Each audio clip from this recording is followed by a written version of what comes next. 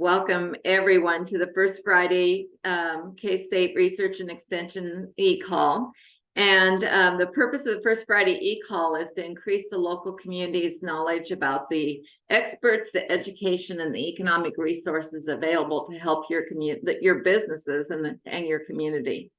As always, the call is being recorded, and you will get a link to the website when it's posted. That's the beauty of registrations. We know who's here and we can add you to the list. You will get a copy of the presentation deck, and I would very much like to know if this call matters to you, and if so, why it matters to you. So at the end of the call, if you're not a co-host, you will get a 3-question, very short quiz. And the quiz is this. So I'm teaching to the test, folks. Here's the test. Did you learn something today that you can use immediately? How many people will you forward this information to? Remember that you are here and there are other people that need to know this, so you can help them by forwarding the information to them. And then finally, the only open-ended question is, what did you learn today that is the most helpful to you? And all of our presenters will get this information as well so that they can know how that worked out. And in a moment, I'll put the location of our recordings, so you'll have that. If there's anything in the chat that you want to save, you can save the chat to your own computer, and that's an option for you. If you need any help figuring that out, why, let us know and we'll help you. We are going to have 4 presenters today. And if you will, just put your questions as they occur to you in the chat, and we will address them at the end probably, but feel free to put them in the chat, and Kerri will interrupt the speakers if it seems appropriate to interrupt them right then. So over the past year, the Office of Rural Prosperity and the Patterson Family Foundation partnered to create 12 rural champion projects. Today, Kerri Falletti from the Office of Rural Prosperity will introduce us to 4 rural champions who spent the last year working on the issue of childcare. So we are ready and anxious to hear what you've learned. Thank you, Kerri.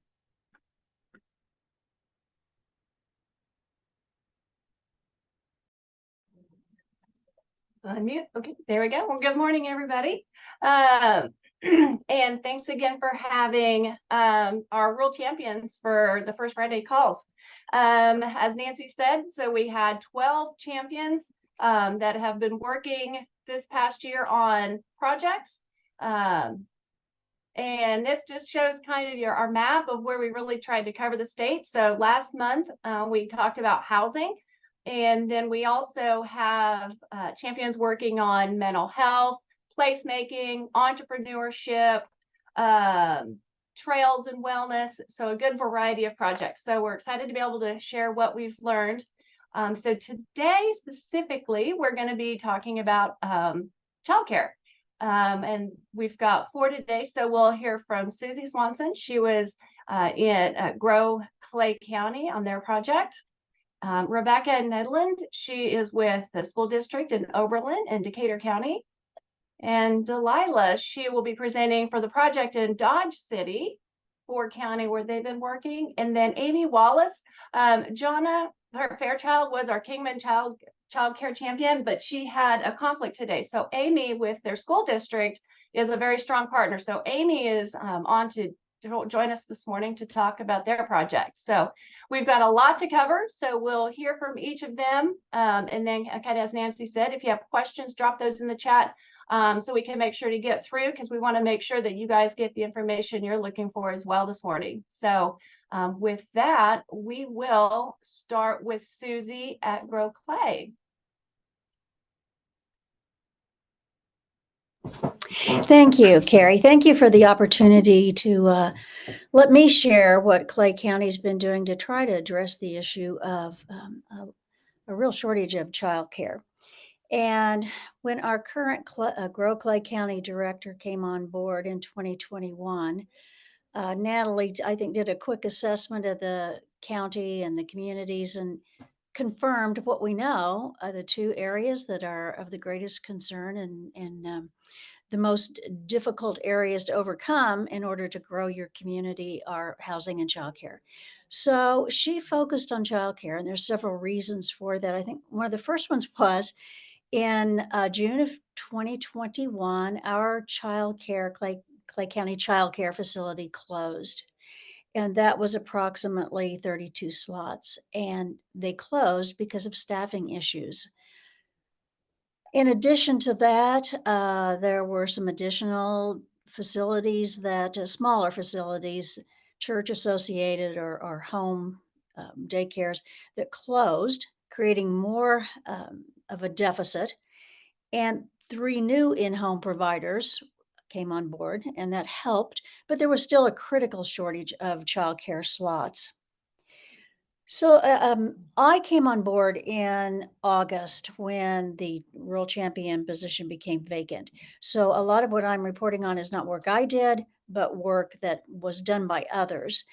And one of the things that was done was a survey of our childcare providers, just asking them how many slots do you have, how many do you intend to fill, and even though some childcare providers have 12 slots, they have no desire or ability to take 12 children.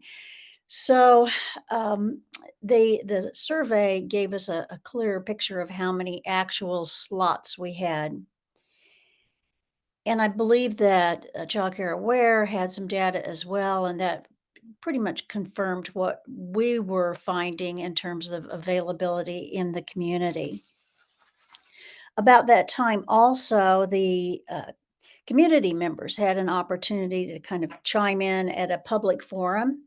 And the school district had a citizens review committee and a strategic planning session, and that met several times. And they were identifying district and community needs. And I know my husband participated in it, and I understand that every small group identified childcare as one of the needs in our community.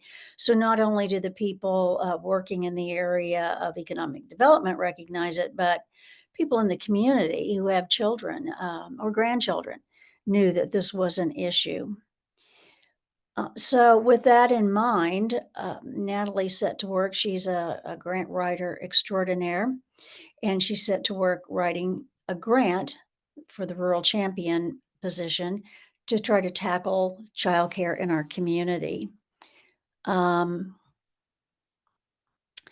then the second quick question, how was childcare determined as a priority issue for the project? Well, I think what I just described, the closings, the lack of slots available.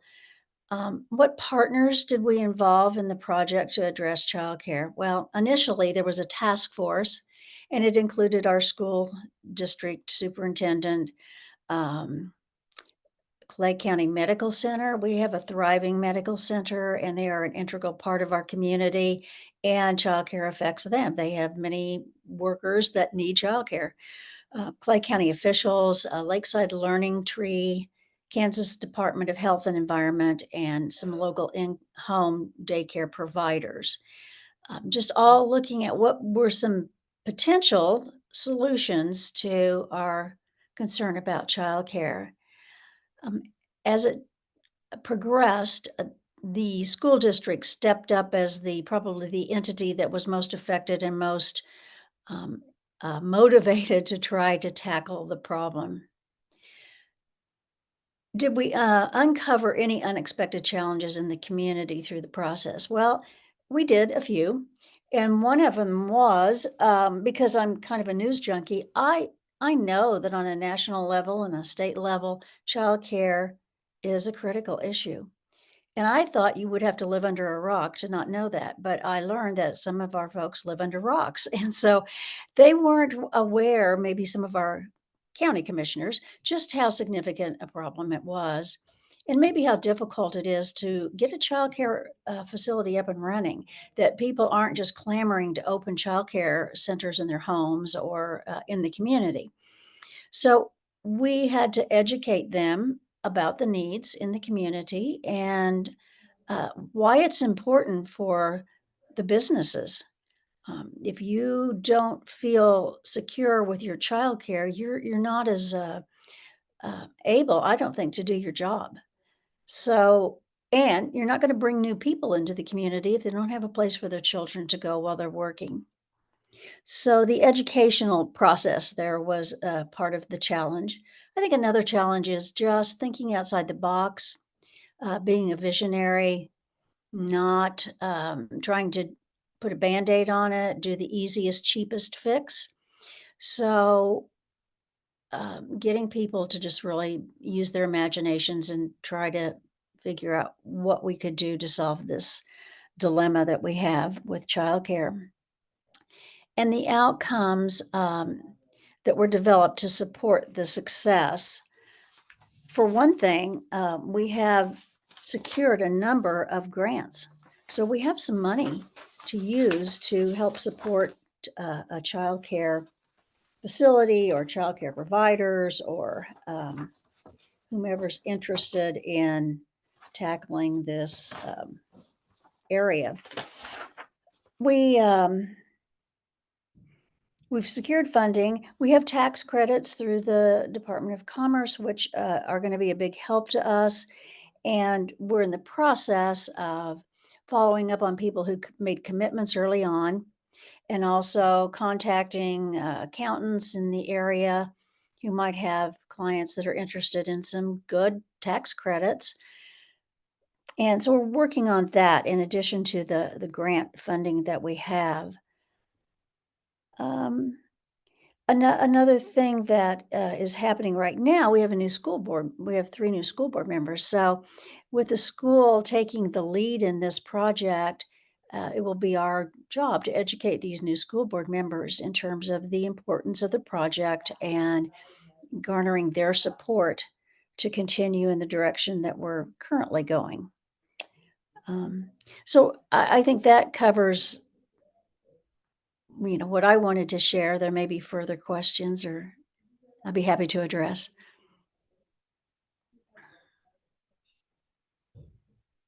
Okay. Thank you, Susie. Yeah, after we hear kind of the differences between these 4 projects, then I'm sure we'll get some questions as well.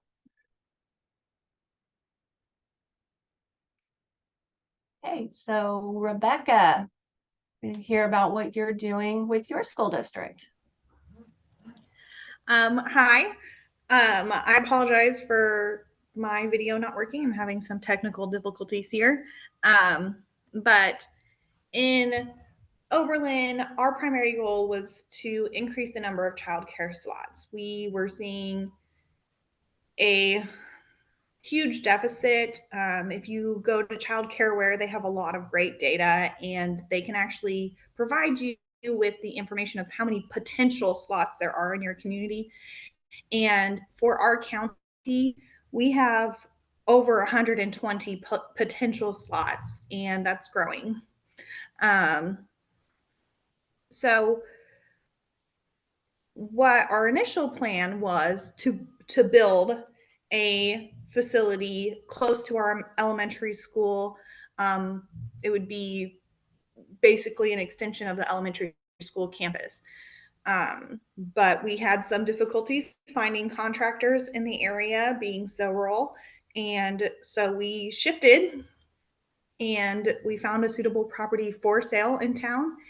And it was a great location. And we're able to move forward with the implementation of our project now, which is very exciting. There have been previous community daycares that have failed for various reasons in the community. And so we really wanted to make sure that we did our research and we took our time making this process happen. And that's been been part of what we've benefited from with the Rural Champions project, is that it gave us resources to help our knowledge to make this a successful project. So as I mentioned, that we have a large number of potential childcare slots needed, and it's growing. Myself, along with several other women that I know, are expecting babies within the next year, and we have had several new babies born this past year. And infant care is extremely hard to find. There is limited number of slots due to, the need that infants require. They require more care than a older child. So you can't have as many infants, and they're harder to care for. And so some providers don't want to care for them. So our local foundation, which is Grow Decatur County, they hosted a strategic doing session, and the Dane G. Hansen Foundation came out and talked about the childcare shortage in Northwest Kansas and what they're doing.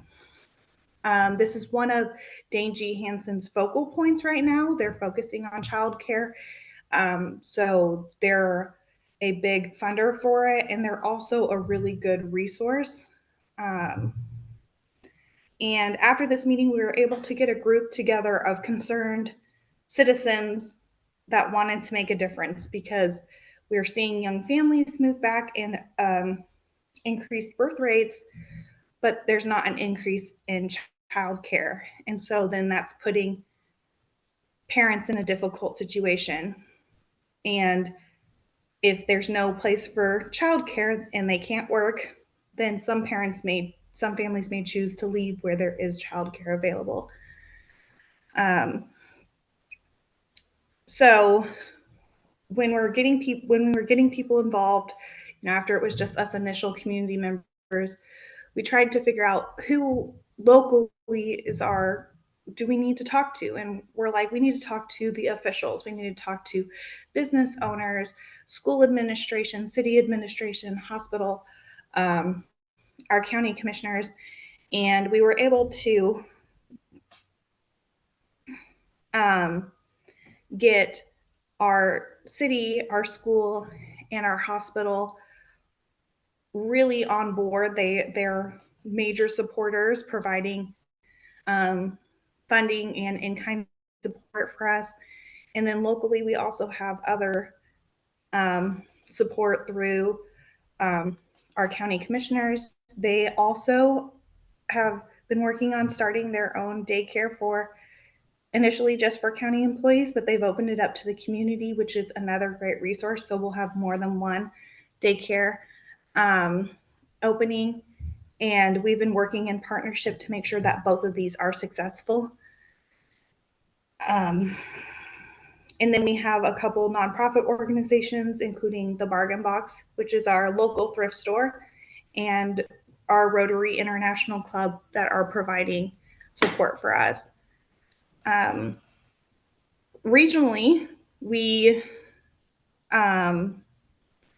were able to get support through the Northwest Kansas Innovation Center, EICI, and through EICI, we are able to work with Dana Stanton, who is their child care program specialist. And she also works for the Hansen Foundation.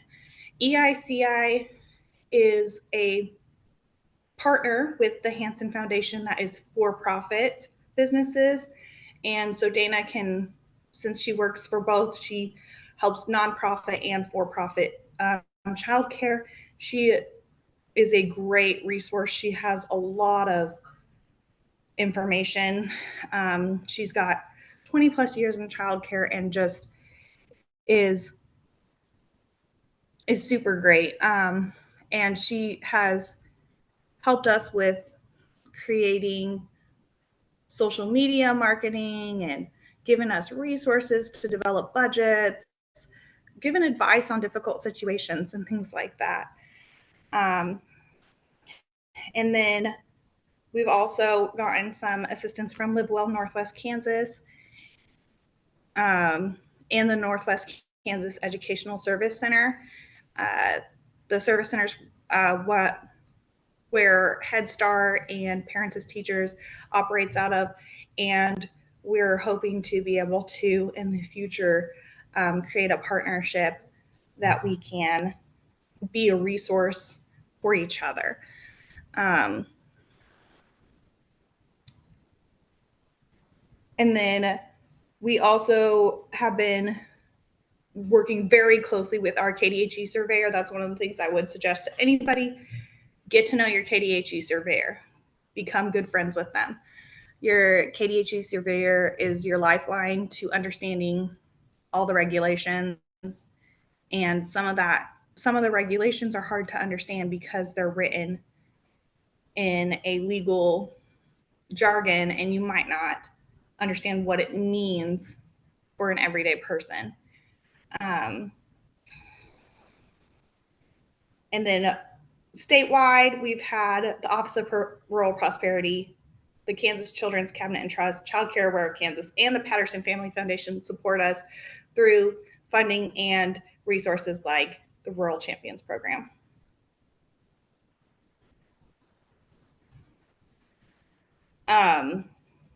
So unexpected challenges in our community. I will 100% say I did not think that finding a contractor would be that hard. When we first started, one of the things that Hanson was encouraging is they have a partnership with a construction company in Logan, Kansas, that builds custom built homes on site in Logan and then can move them into your community. And so you just have to find the contractors to put in a foundation, plumbing, hookups, and electrical hookups. And we did not think it would be so difficult. And it's when you're in a small community like Decatur County, we're up here in Northwest Kansas, close to Nebraska, and there's a limited number of contractors and they're busy. They have a lot of work to do. And so it's hard to find that where they've got the time to help you and the ability to commit to such a large project, because doing a build like this is intimidating to some contractors because they've never done something so large. So that was a shock to me. And so it was good to learn that for me, because I grew up in the Hutchinson area. And so for me, this shift to this extremely rural area made it, there was a little bit of a culture shock there. But we were able to learn a lot about the zoning and building codes and things that we might need to know in the future if we do end up being able to build or renovate another building in the future as planned. And because we did have previous failed community daycare projects, there's been some community rumors and negativity because they're like, well, why would you do this again? We've tried it before and it failed. And there's also been confusion about what is actually going on, what's not going on, because people just gossip and don't actually talk. So one of the things that is kind of my personality, I'm a very positive person. I'm happy to answer any questions. I'm happy to address the negativity and show how it's actually a positive thing. One of the negative points we got is, why is this taking so long? And so I was able to, explain that starting a daycare isn't actually that easy. Let me explain to you some of these regulations and the codes that you have to go through and the process that you need to have in order to start a daycare facility. And that's something that I was able to educate the community. So that was a good opportunity to use a challenge to my benefit. So the biggest success right now is that we do have our building. We are in it. We are starting. We are ordering things and getting in. And we also have all the funding that we need to get started. And our coalition learned a lot through this process. And I developed a mantra: these bumps in the road are helping me grow. Because it felt like every time we had a problem, it was like, oh no, what are we going to do? Well, you pivot, you make a change, you find a way to grow and learn. And that's been something that's been really beneficial to me, is being on this project. It has helped my professional and personal growth. And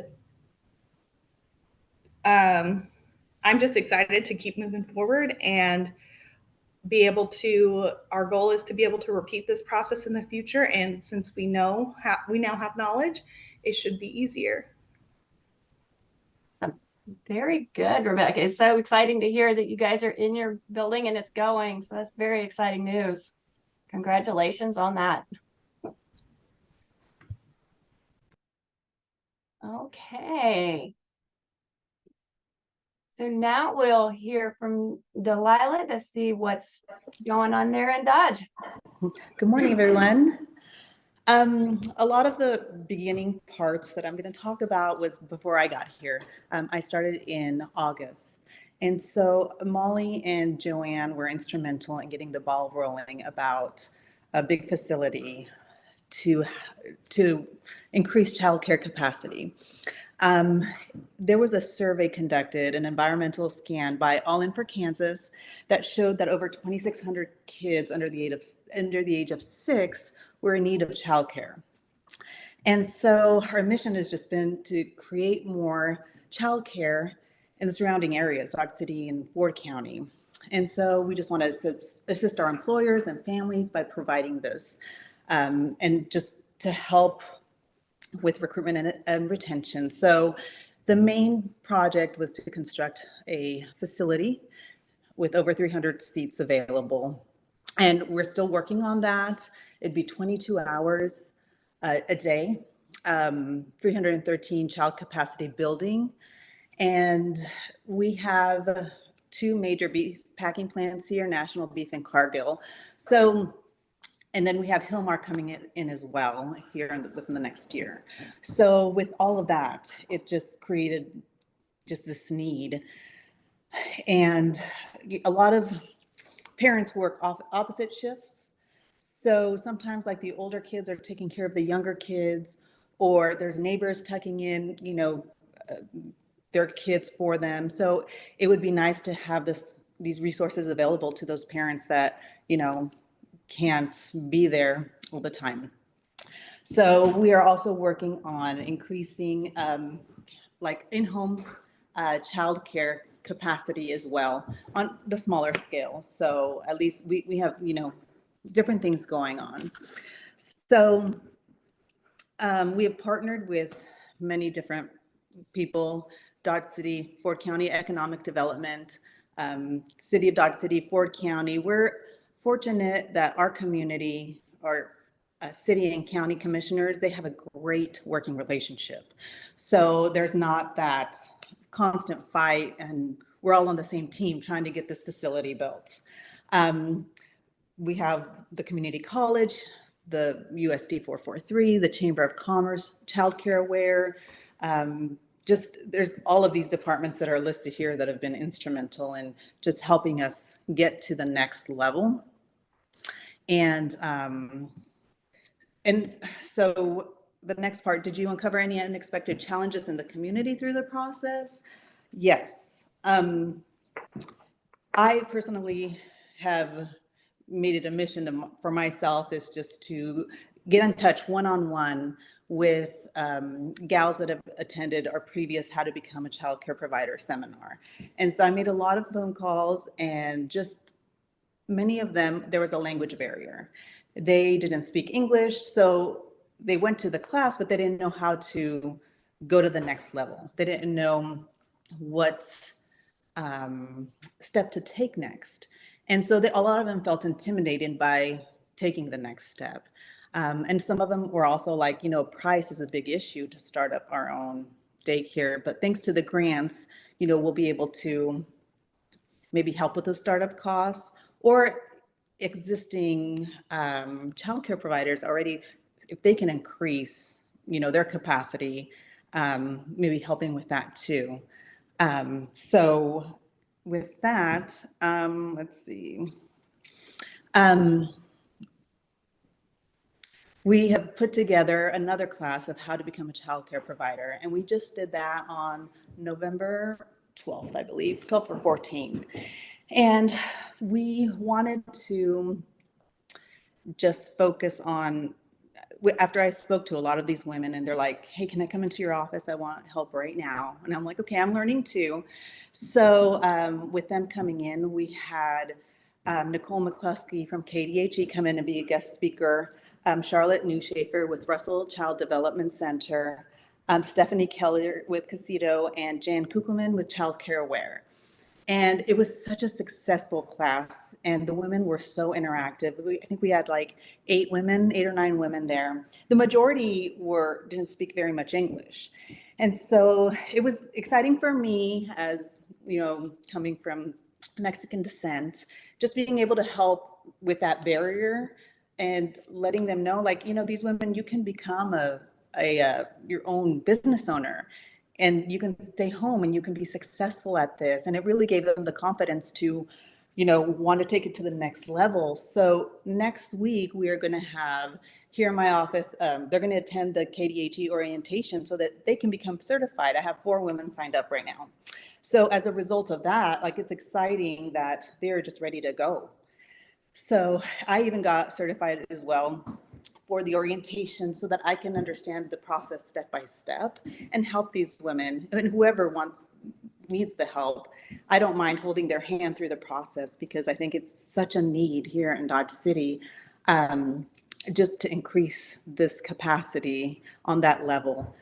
And since starting in August, you know, Molly has been awesome, and Joanne, like, walking me and holding my hand through the process, so that there's a saying that my husband told me: you have to crawl before you can walk so that you can run. So that's always in the back of my head, just to be able to know, like, you have to have patience, because it's not going to happen overnight. But that is just something that we've been working on here. And yeah. Excellent. Thank you. Yeah, for you and Susie, you guys definitely hit the ground running in August. So doing great work. Great work. So, okay. And now Amy, we have on here. There she is. And she'll update us on Kingman. Okay. Hello, everybody.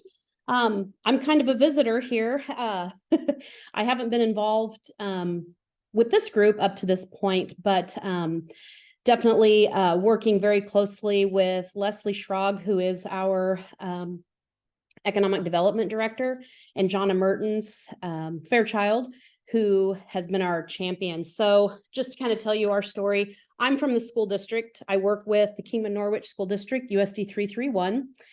And how everything kind of started, the Child Care Champion did a strategic plan and did lots of surveys and collected a lot of data with Child Care Aware, and talking to the school district, different employers, providers were also sharing that concern of, you know, we have community Facebook groups that every week 1 or 2 people were posting, does anybody know who can take a 2-year-old and a 6-month-old? You know, it was things like that just became glaring. So looking at the data, there was a huge deficiency for Kingman County.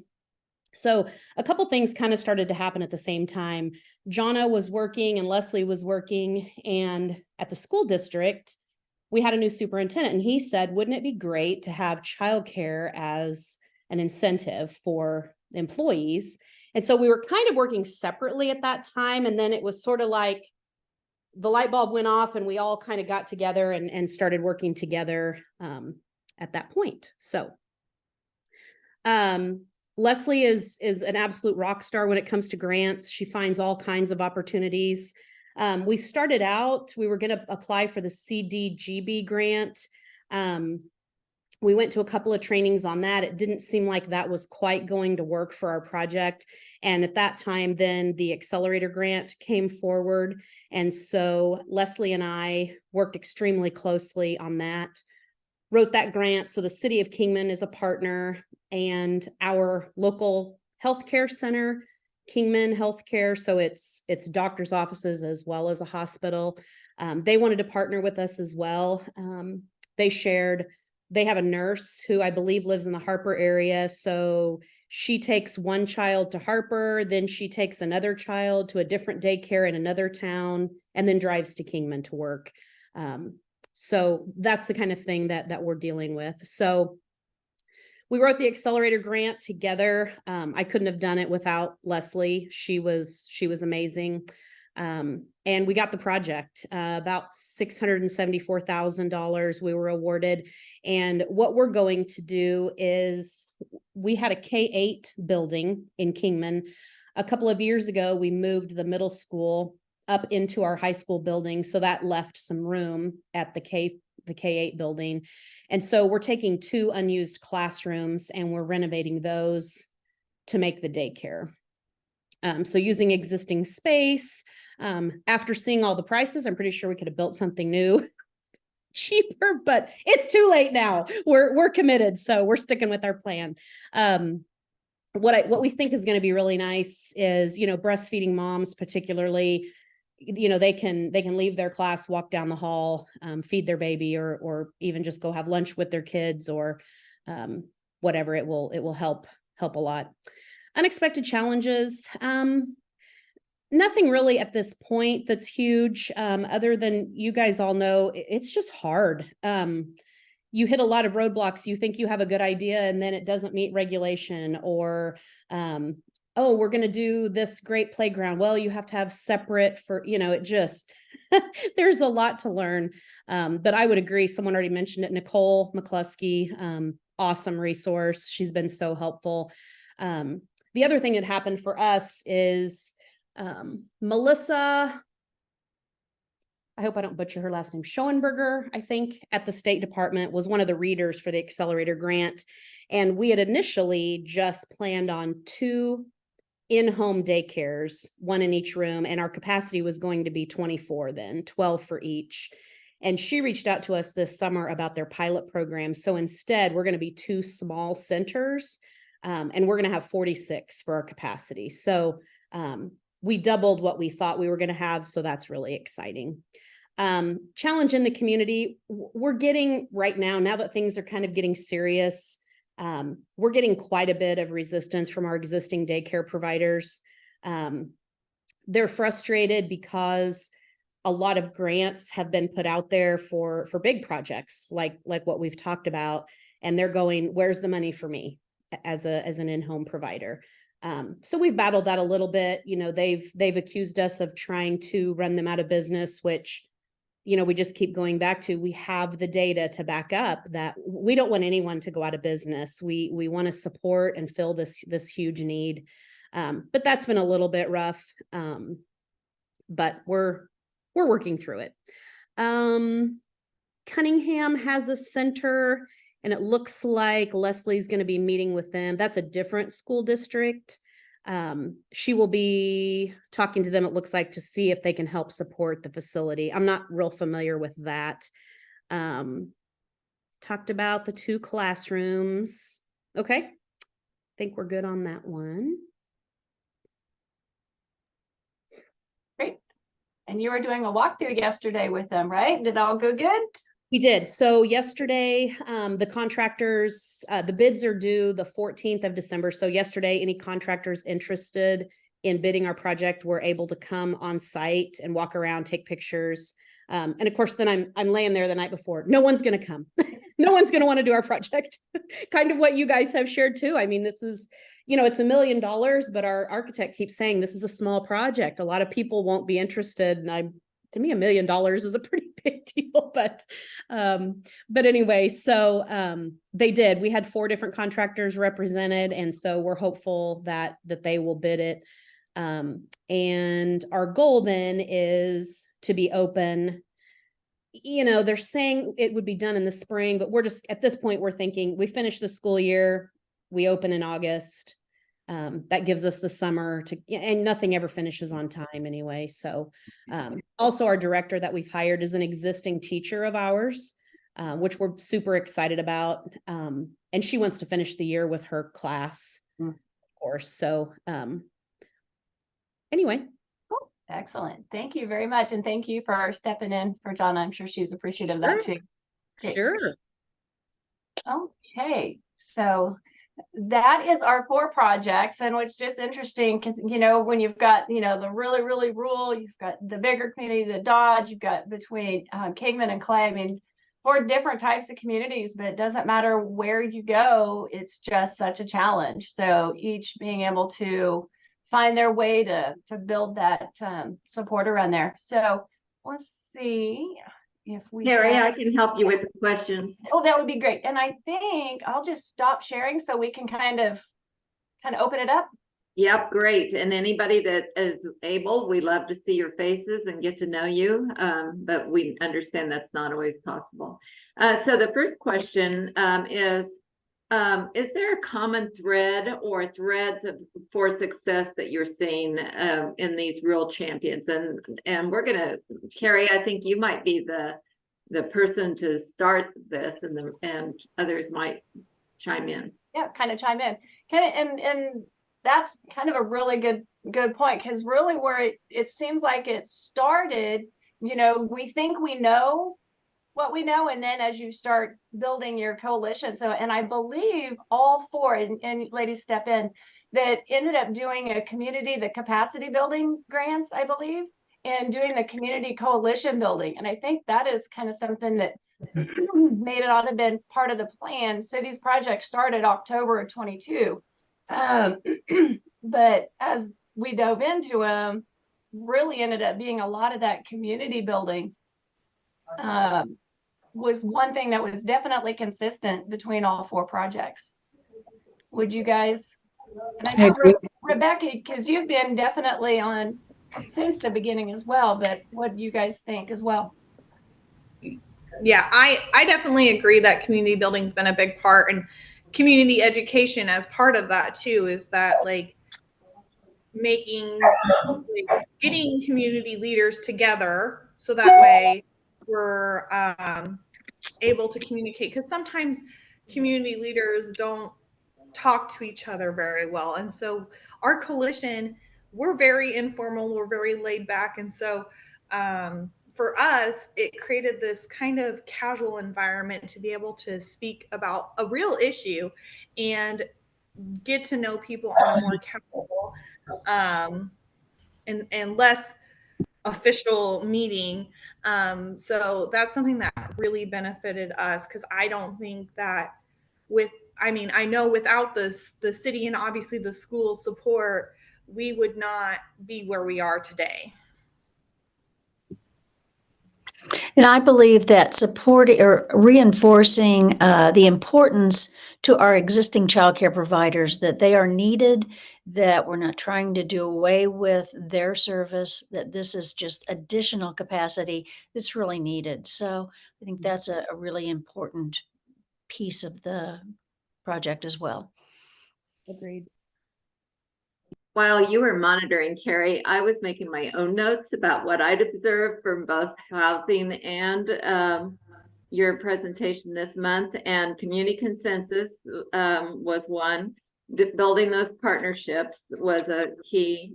A challenge you had to overcome at both the construction and the providing the programs, is the labor shortage.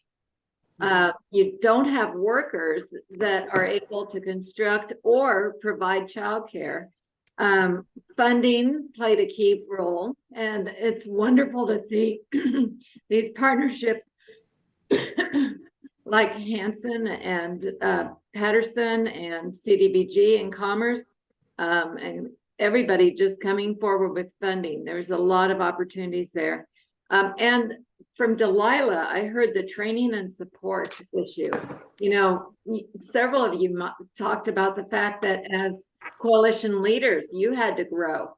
And so you have to realize that your people who are just putting a toe into this have to grow too. And, you can't say it often enough, communication, because just about the time that you think, okay, I love the way Susie said it. First of all, you have to let the community know why you're doing it and that it's a problem. And so getting that communication, but then between partners, between people that aren't involved, there's just communication. always and forever. Absolutely. Absolutely. And Did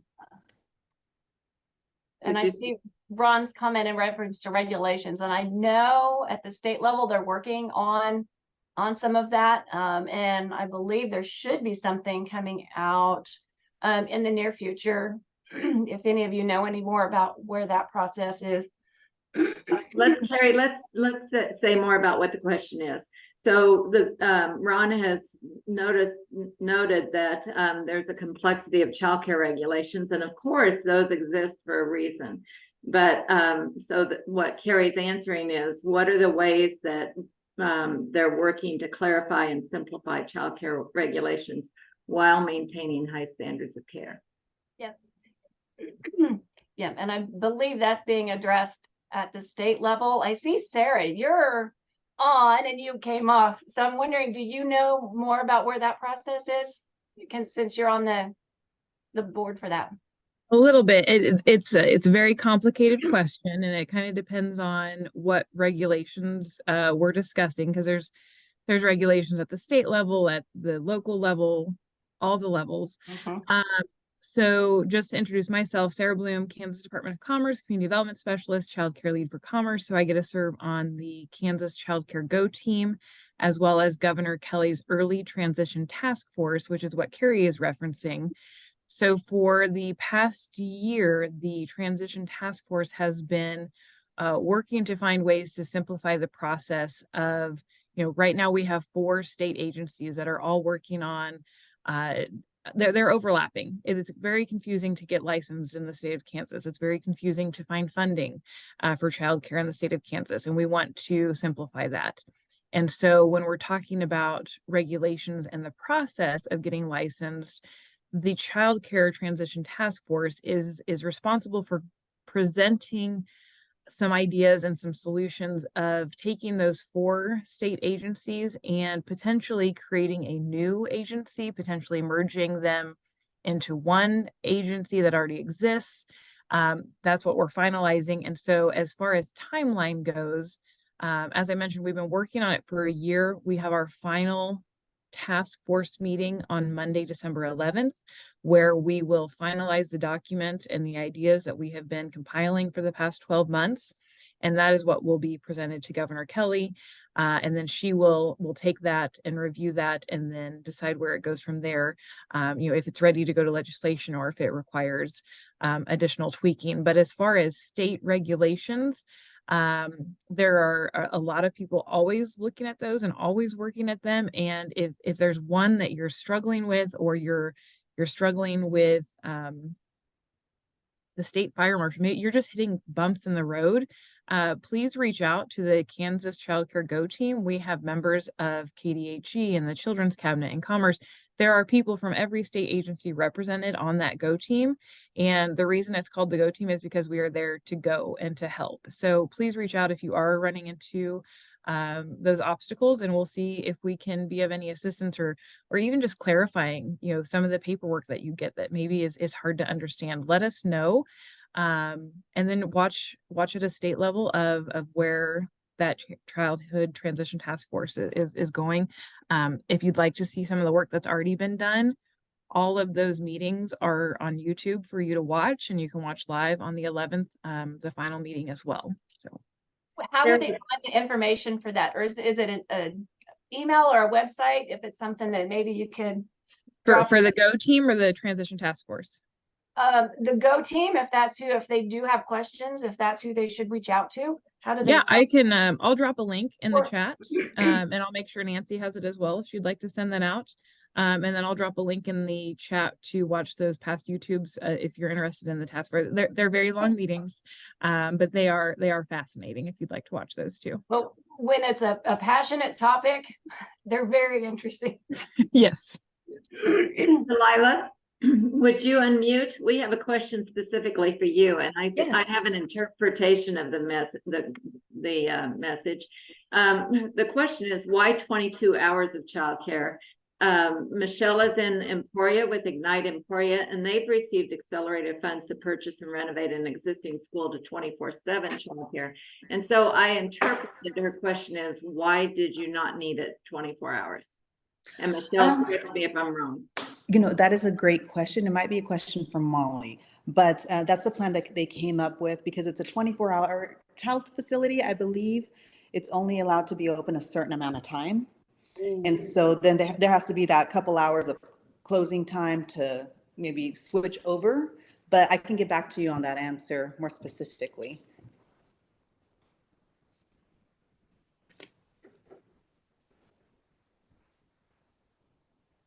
Okay.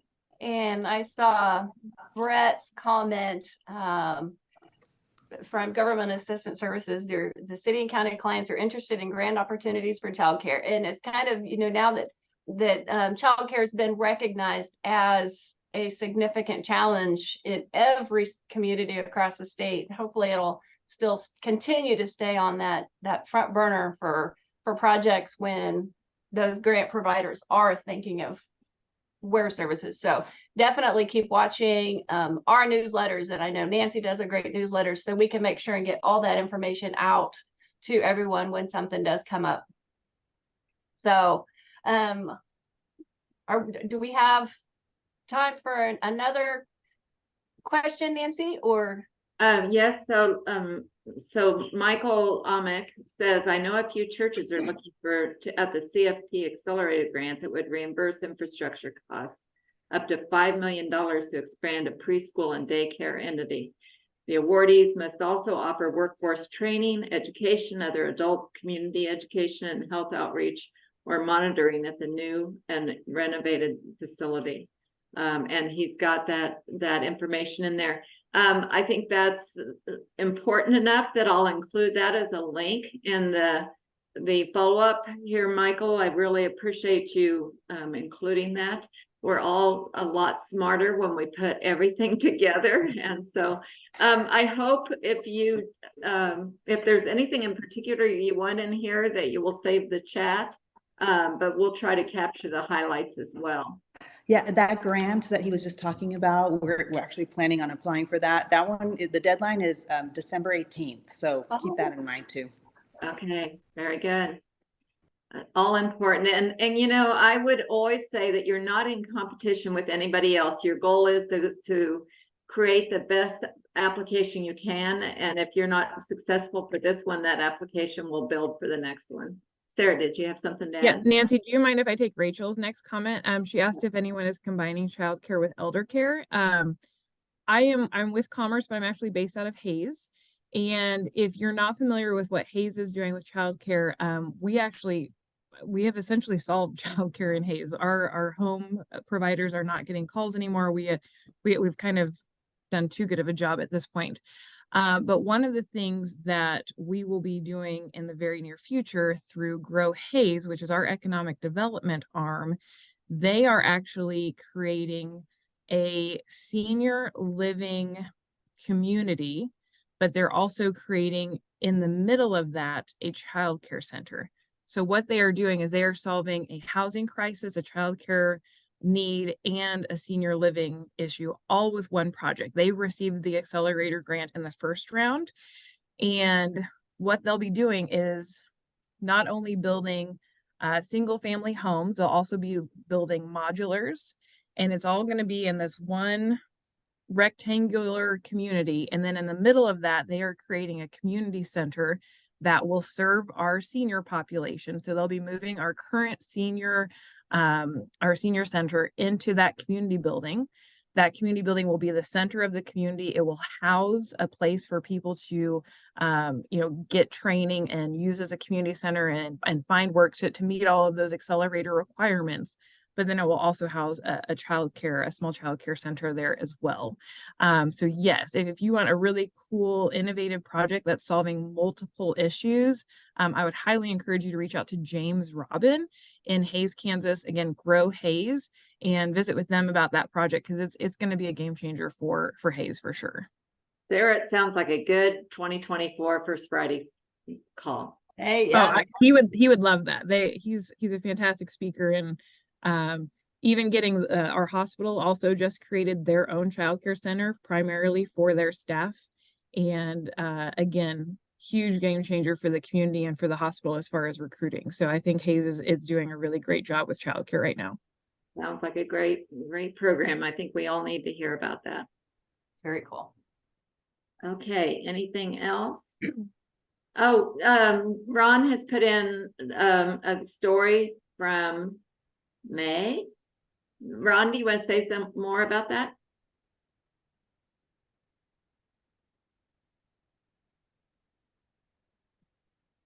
Maybe. Yeah, well, Ron. All right.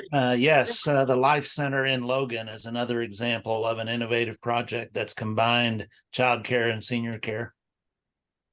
Very good. Thank you. Yeah, very good. Thank you, So Ron.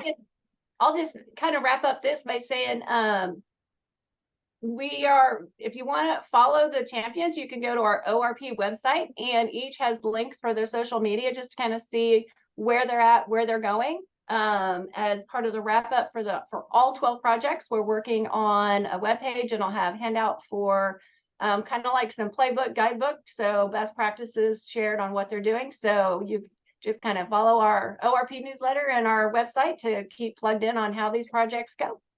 So thank you. Thank you, everybody. That was wonderful. I really appreciate your engagement and your good questions as well. As I'm open to your sharing anything that you want to share with the audience, but while you're thinking and gathering your thoughts, let me share that our grant workshops are going to be ongoing through 2024 at least. And the next grant workshop is next week. It is the first time in a long time that we have done an evening workshop. I just inserted the place for registration in the chat, and today is the last day to register for that grant writing workshop next week on December 6th and 8th. The workshops cost $60, and so far our grant writers have reported more than $40 million of successful grants. If you have an event or any information that you would like to get out to, about 1,400 Kansans, send it to me and I'll send it out to the group. And then does anybody have anything to share before we sign off? Just unmute and share it. Nancy? Yes. Hi, this is Carolyn Crouch with the West Plains Extension District. I just wanted to let people know that if you're in the Southwest area, Nancy is going to be bringing a group of folks out January 31st to our Southwest Area Research Center in Garden City. And we are going to have a grant writing workshop there that's going to be for some of the bigger pictures. Not maybe so much the nonprofits, but like structures and, for your city governments, municipalities. And it could possibly be something that folks might want to attend if they're looking to build a center or something. Yes. And Carol Ann, thank you for doing that. It means so much more when you do it than when I ramble on. But the difference is this is the same workshop that we've always had. Brett Wegner has been my partner in the past, and now we have the federal infrastructure funds that we're in the second or third year of. Well, next year we'll be in the third year of, I believe.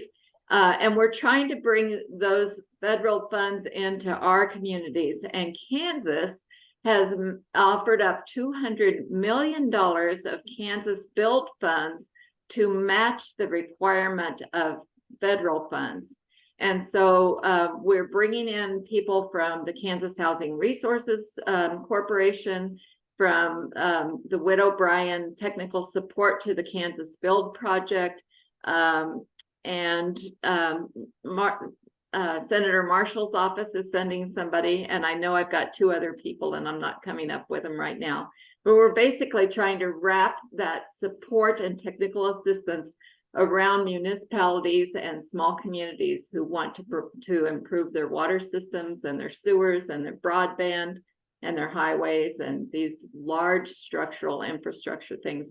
That doesn't mean that we won't have people there who are talking about nonprofit grant writing. we definitely will, and that they will still benefit. It's the same workshop it's always been. Thank you, Carol Ann. Good opportunity. Anybody else want to share anything? Okay, in January, on January 5th, we'll hear from K-State's own technical assistance to brownfields programs.